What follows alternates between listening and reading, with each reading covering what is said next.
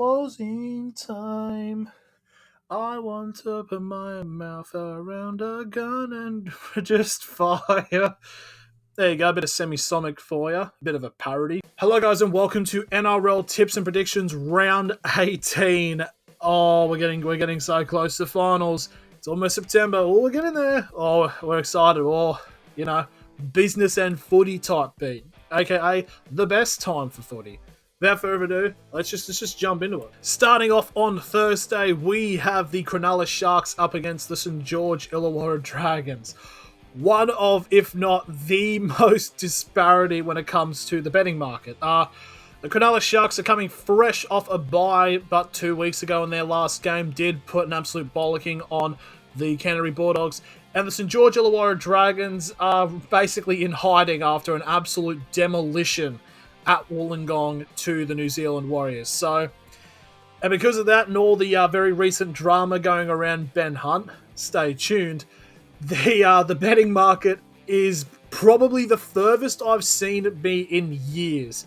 The Cronulla Sharks are paying $1.11 to win. The Dragons are paying $6.70. Like, I haven't seen that. I think I remember, like, the Knights in 2009, in the first round of the finals, when it was the old McIntyre system, played the Storm. And it was, the Knights were paying, like, $9 to win. But in fairness, the Dragons were cheating. So, I say we won that game on record. So, there you are. But it's a very tumultuous time for the Dragons, and it's just, they had a meeting, and they called all the players and stuff there and saying to Ben Hunt that, no, you are staying, you are filling out your contract, and it's just the chaos that was kind of promised in the preseason for the Dragons is now starting to come in, but in a different aspect. So, just saying, I think the Sharks should win this, and if not, then I don't know. I think the Sharks should probably fold as a club if the Dragons win this. Now we go to Friday in the 6 p.m. game, and we have got a tasty one. It is the New Zealand Warriors up against the South Sydney Rabbitohs. The New Zealand Warriors, I mean, what can you say? They're currently fighting for top 4 as they're coming off a big win against the Dragons. And South Sydney are kind of reeling at the moment after their, I wouldn't say shock loss, but I don't think it was probably expected, loss to the Cowboys at home.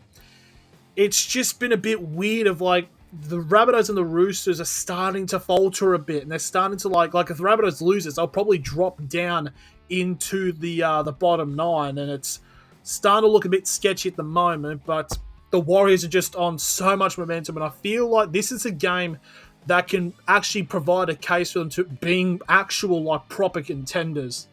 And without that saying, I'm going to say that I think the Warriors are going to beat South Sydney. It's going to be a raucous crowd there at Mount Smart, whatever it's called now. It's not called that anymore.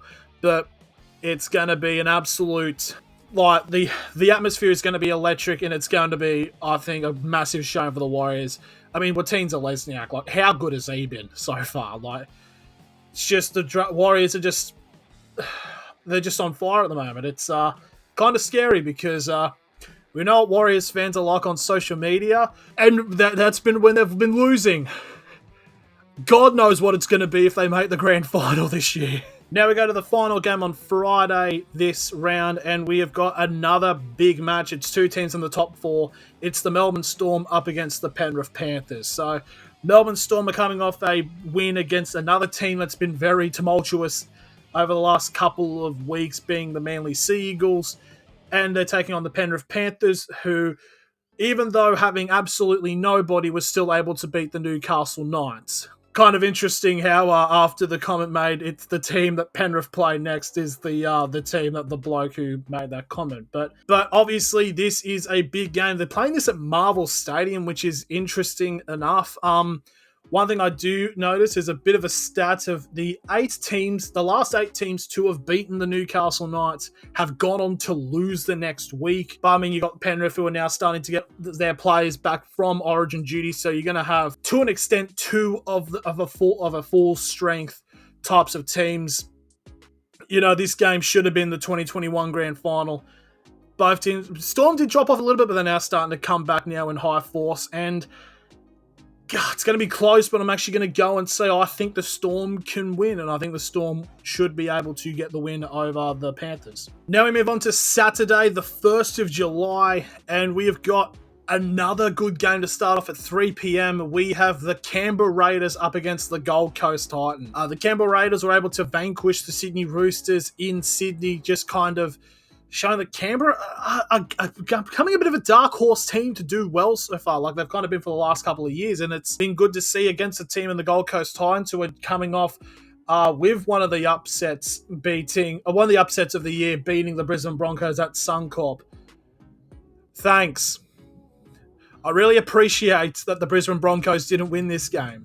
But anyways, this is going to be another game itself. Obviously, this game did happen last year, and the Titans came out first half absolutely blinding, and then Canberra were able to come back in the second half and take the win, which has been a bit of a problem for the Titans even bleeding into this year. But I feel like they're starting to show their ground because they were able to hold on against Brisbane. So by retrospect, they should be able to get the win against Canberra, but the betting market is favouring Canberra still. And it's interesting. It's like everyone's beating everybody with how it could go. So I'm going to say, I reckon, I'm going to stick with it. I'm going to go with the Gold Coast Titans to take the win against Canberra. Should be a very good game as well. So yeah, it'd be very interesting to see how that plays out. Now we go to the 5:30 game on the Saturday, and we have an interesting match. Obviously, it is the North Queensland Cowboys up against the West Tigers. The first time they're playing this game in Townsville since the you-know-what happened, and also the first time these two teams have played each other since the massacre at Leichhardt, with obviously the West Tigers putting 66 on the Cowboys. But for some reason, the Cowboys are looking to very much be the better team. Obviously, there's been injuries with the Tigers and stuff like that. There's also been the news that Luke Brooks has signed a 4-year deal with Manly starting next year, so God knows what the Tigers are going to be looking like next year. But yeah, the Cowboys are starting to play good. They beat the Storm, they beat Penrith, and they've beaten South Sydney, so the Cowboys are finally starting to wake up to themselves and actually play like the team that they should be. And I'm just going to follow with how it's going to go with the market. I'm just going to straight up say, yeah, the Cowboys should win this game. Like they're starting to fire up, which is good to see. Now we go to the final game on Saturday, and it is, of course, the Battle of Brisbane, the Brisbane Derby, whatever the hell you want to call it. It is the Brisbane Broncos up against the Redcliffe Dolphins. Now, obviously, they played earlier on in the year when both teams were undefeated and Brisbane were able to beat them.